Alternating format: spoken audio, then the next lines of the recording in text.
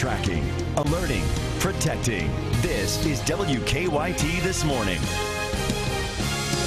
Good morning from the WKYT News team. It is Tuesday, August 11th. I'm Bill Bryant. And I'm Rebecca Smith. Thanks for being here with us. Now at 6 a.m., a Kentucky 12-year-old has died in an accidental shooting. What the family says happened in that tragedy. And we've got the latest from Ferguson, Missouri, where more protests have led to several arrests overnight.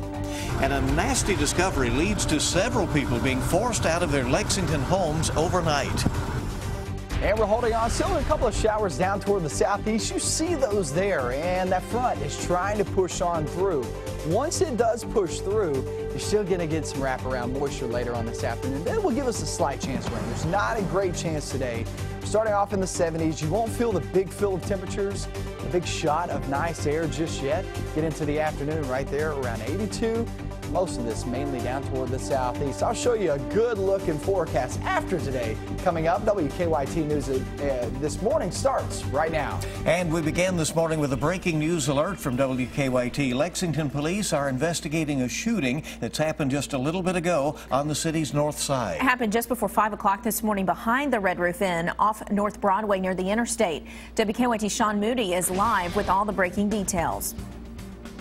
Good morning, Rebecca and Bill. Police have been out here since about 5 o'clock trying to figure out where the person is who shot this gentleman. Several officers have been walking around the parking lot with flashlights looking for any kind of evidence. Police have been talking with witnesses and searching the area. They say a man told them he had been shot in the leg but didn't see who shot him or where that shot came from. The fire department took that man away in an ambulance. Now, since then, officers have been walking around the parking lots, grassy areas, searching for evidence. They've also been looking through a couple of vehicles out here in the parking lot. We're still trying to get more information. If we learn any more information, including a possible description of the shooter, we will pass that along to you as soon as we get it. Live in Lexington, Sean Moody, WKYT.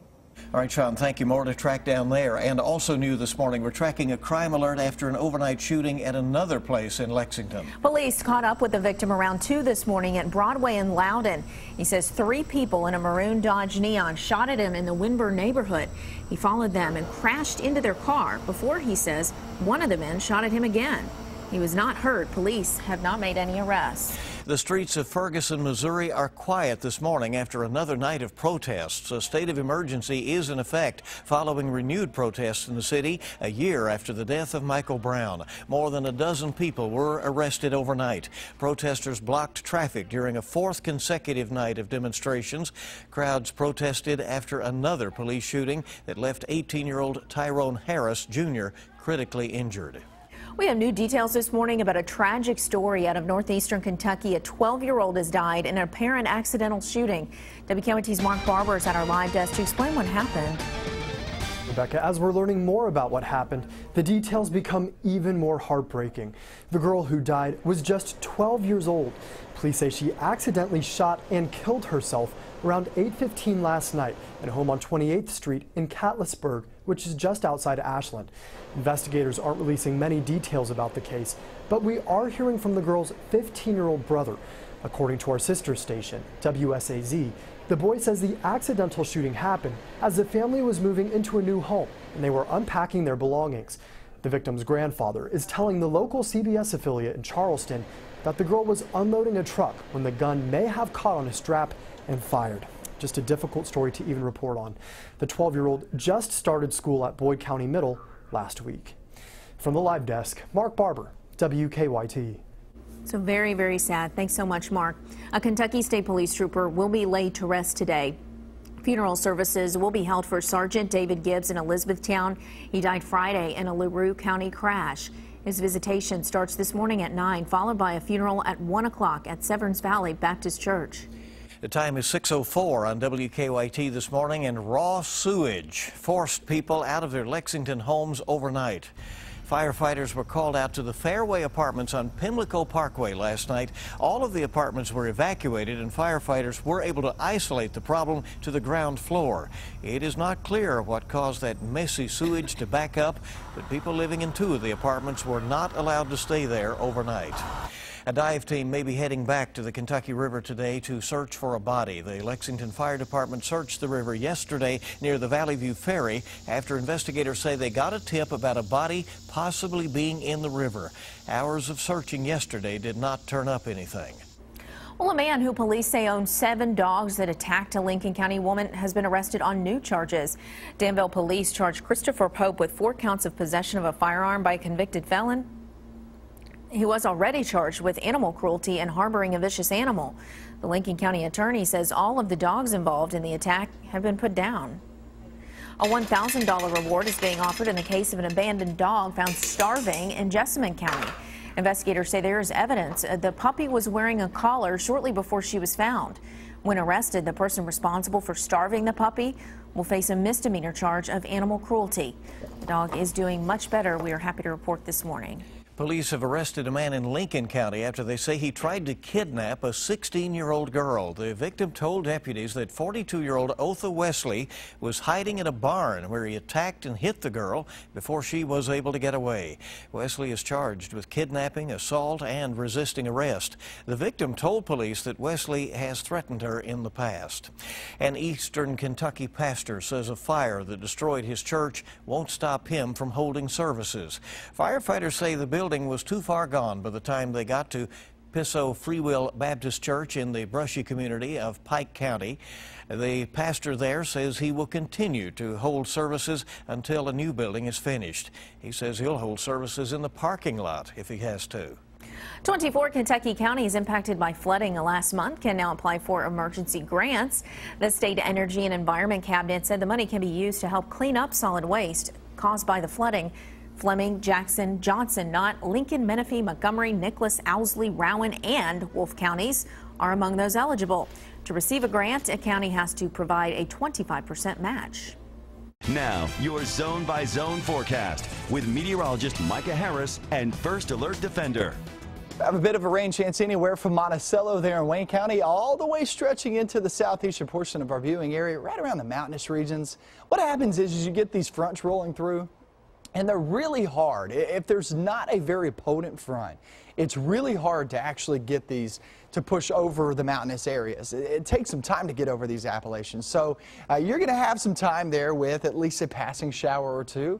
Is this much? Absolutely not. I mean, ask my friends in Pikeville. Ask my friends back toward Pippa Pass's Hindman. I mean, these last maybe 2 minutes, and then they're long gone, and you might get another one, but not very heavy rain out of this, and it's very brief. Temperatures are there in the 70s. It's not the best feel, but it's not the worst. I mean, we're sitting there at 74 there in the London-Corbin area. Then you hit Frankfort at 70 degrees, Mount Sterling 70 degrees, Cynthiana, Mount Olivet going to Flemingsburg, even sitting there in Sharpsburg, Lawrenceburg, and down south, my friends there across the Cumberland region sitting in the 70s. And we start off in the 70s just like that past few mornings. And where have we finished? Low to mid 80s. Same story for today. I don't see a big chance at actually feeling that nice air, not even during the evening hours. It really comes overnight and into tomorrow that you actually feel that really nice air slide on in. So today is just going to be just like any other day, except for the fact, well, the way it feels. Except for the fact there's only a slight chance of rain, 20–30%. That's it. So it's really, most of us do stay dry. Pretty nice evening in store, but overnight and into tomorrow morning, that's nice right there, right around 60 degrees. And you know what? It gets even cooler than that is this big blast of September comes flying on in here. Typical high in September, it's really mid-September, late September, is mid to upper 70s. That's where we will be with these nice temperatures that are going to be sliding on in. I'm going to step out of the way and show you this picture. Marine Shulk. How cool is that? Just a beautiful ending to a beautiful day. Some of us yesterday didn't even see rain. And that's a good shot right there, Marie. We appreciate it very much. Here's another good shot of some of those clouds just kind of hanging out. Remember, yesterday we got a few showers, a few thunderstorms during the afternoon hours, but the evening time in some of the southern zones were really nice. Then came some storms later that night, off toward midnight and a little bit after before they faded away. So the evening for some actually turned out okay. Here's your 7-day forecast, small chance of rain today, and then we hit Wednesday and Thursday. Bill, those are the best chances of rain. I mean, the best chances to get out and just enjoy. I mean, that's some really nice air for this time of year. Well below average, and it actually looks good too. Now, Friday, Saturday, Sunday, still don't see any issues there either. This is a good-looking forecast. Oh, I'm telling you. I mean, this is one of the better-looking ones we've seen in a long time because we've typically had more days where we had rain than sunshine This one's way more sunshine than rain. It looks really good. We were saying the days are getting just a little shorter. We can notice that. Yes, hey, going to bed the way we do at the times we do, 7, 8 o'clock, we need it. Yeah, you start to notice it creeping back just a little bit, but still lots of hours of sunshine out there to enjoy. The time this morning is 6:10, and each morning we bring you weather and traffic together. Here's Officer Don now with a look at what's happening out there on the roads. Good morning, Don. Live drive traffic time. Hey, good morning, gang. Outbound Tates Creek Road at New Circle. Looks like that's just a traffic stop, but for now they have the right lane blocked as they finish up what they're doing there. That's Tates Creek Road in the Circle. On the inner loop of Man o' War, past Sir Barton, there's a stalled car. It's in the right lane. Now, the interstate still looks good, 75 north and southbound across the Clays Ferry Bridge and through our construction zones this morning as we get a quick look outside to show you what's happening as you plan to head out the door with no major issues to deal with at the moment on Nicholasville Road. And on our Waze map, live drivers on the way in and reporting we are basically trouble-free. As you can see, we got one person on the outer loop of the Circle around Old Frankfort Pike and reporting in okay. Now back to you in the studio. Okay, we know big changes are coming tomorrow, of course, with the start of school in Fayette County to change that traffic pattern. A new school year. Yeah, it's exciting time. 6:11 is our time on WKYT this morning on your Tuesday. Hey, we're glad you're with us. We have a lot more news on the way. We have the latest from Ferguson, Missouri, where there's a state of emergency following another night of sometimes violent protests. And a new poll shows little change in the Republican race for the White House. That story and more on WKYT this morning. Tracking, alerting, protecting. This is WKYT This Morning. Good morning and welcome into you. It's Tuesday, August 11th. I'm Rebecca Smith. I'm Bill Bryant. It is now 6:32, and on WKYT this morning, we're on the scene of developing news in Lexington. Police looking into an early morning shooting. 2 people are dead after a plane took off from Kentucky was found crashed in Illinois. And a breakthrough for Buster's. That bar near downtown Lexington is coming back in a different form with a few changes. And we're looking outside on First Alert Defender Live radar. A couple of showers down toward the south and southeast. You can see those trying to move over the mountainous regions. And as we get into the afternoon, only a slight chance of rain. I'll get into your latest forecast coming up. We begin now with a developing story out of Lexington. Police are on the scene of a shooting that happened while we were on the air just before 5 o'clock this morning. It happened behind a motel off North Broadway, and WKYT's Sean Moody was the first reporter on the scene. He's joining us live now to explain what we've learned to this point. Sean, good morning. Good morning, Bill and Rebecca. Police say a man was shot in the leg here near the hotel. He's got non-life-threatening injuries. Now police are trying to find the person who shot him. Police said they were called out for several reports of shots fired from the Red Roof Inn on Haggard Court. On the way there, they got word that there was a victim. They said they found him inside a vehicle in a parking lot nearby, but they don't believe he was inside that vehicle when he was shot. Police said the man couldn't tell them who shot him or where the shots came from. The fire department took him away in an ambulance. Now, police have been searching the area for evidence. They've been searching parking lots nearby, a couple of vehicles, and they do have part of the area behind the hotel taped off. One man who had his truck parked here at the Red Roof Inn said one of those shots hit his door. Now, so far, police haven't been able to get any kind of a suspect description. That's something they'll be working on throughout the morning. Live in Lexington, Sean Moody, WKYT. All right, thanks so much, Sean. New this morning, 2 women are in jail accused of committing a robbery in front of several children.